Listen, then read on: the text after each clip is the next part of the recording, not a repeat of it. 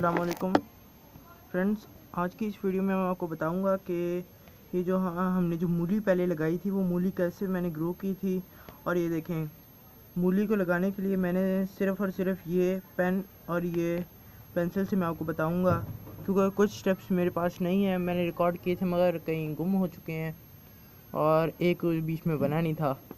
मैं बनाने लगा था तो पहले मैंने उनको कंबाइन करने लगा हूँ तो मुझे पता ही नहीं चला कि मेरे बकाया पार्ट्स कहाँ चले गए हैं।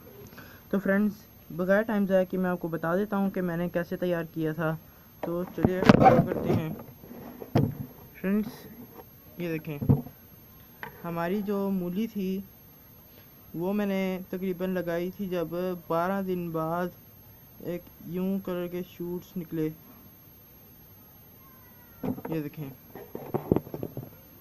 ये जो मैंने आपको पिक्चर बना के दिखाई है ये मूली का एक शूट है, यानी जब हम बीज से लगाते हैं तो बीज के बाद ये निकलता है। ये देखें, उसके बाद आपको एक और चीज़ भी बना के मैं दिखाता हूँ।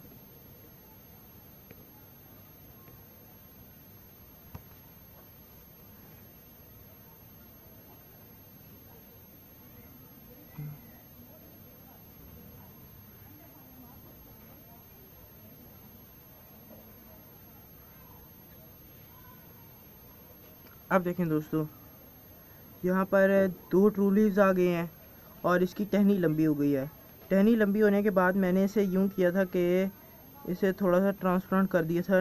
मूली को मैंने ट्रांसप्लांट किया और काफ़ी जगह ज़रा सीड कहीं कहीं ज़्यादा गिर गया था, कहीं कहीं कम गिरा था, तो इसी वजह से बराबर इक्वल स्पेस हो गई थी। तो इसका मतलब जो स्पेस, अगर मिसाल के तौर पे ये हमारी ज़मीन है, ठीक, तो मेरा जो ये ट्रू लीव्स आने थे वो यूँ ही आने थे।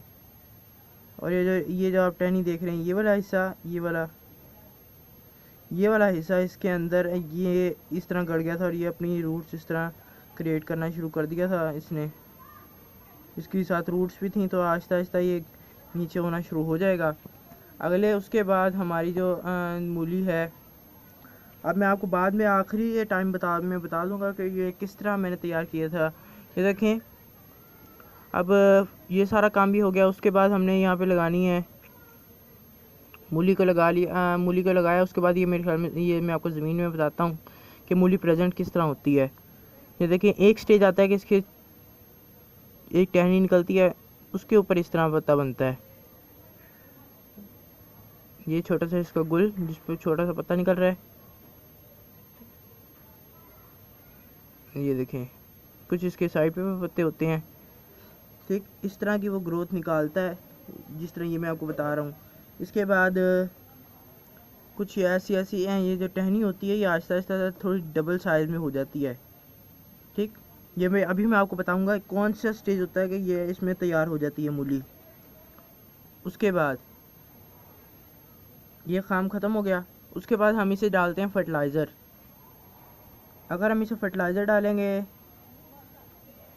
तो इससे काम जल्दी हो जाएगा। और ये फर्टिलाइज़र था DAP। DAP फर्टिलाइज़र था ये, मैंने जो डाला था इसे प्लांट को डालने की वजह से इसकी जो स्टेम थी वो तकरीबन इस तरह गोल होना शुरू हो गई, छोटी सी गुलाई में बनती है। ठीक इस तरह फिर इसकी जो रूट्स वगैरह हैं वो, उसके बाद जो ज़मीन के ऊपर जो पत्ते,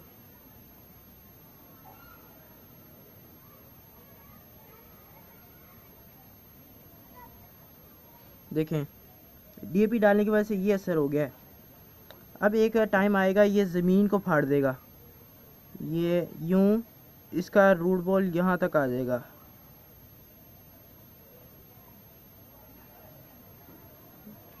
जिसे हमने, ये देखें, ये स्टेज होता है जिस पे हमने हार्वेस्ट को देखना होता है कि हमारी मूली कब हार्वेस्ट के काबिल हो गई है। अगर ये हिस्सा नीचे ही रहेगा, ये लीव्स वाला, मैं लीव्स भी बनाता हूँ इस पे, ये देखें, लीव्स भी मैंने बना दिए हैं। अगर तो ये हिस्सा नीचे ही रहेगा तो फिर ये आप समझ लें कि ये जो लीव हमने लिया है, लीव अपने आप ही नीचे दबता रहेगा। अब ये हमारा हार्वेस्टिंग के लिए काबिल है, तो ये तकरीबन जब हम इसे हार्वेस्ट करेंगे तो तकरीबन इतनी बड़ी मूली मिल जाएगी। इसकी रूट्स वगैरह निकाल के और इतने अच्छे पत्ते निकल आएंगे। अब वेट करते हैं। अब मैं आपको इसके डेज़ का बताता हूँ कि ये कितने दिनों में बनती है। पहला जो मैंने आपको बताया था, ये हमारा, मैं सीड की तो ड्राइंग करना भूल गया। ये देखें, ये सीड है, इनमें से एक ग्रो हुआ और ये कुछ इस तरह की शक्ल का दिखना शुरू हो गया था। ये था डे 1, ये था डे 10, ये था डे 15, ये था डे 17,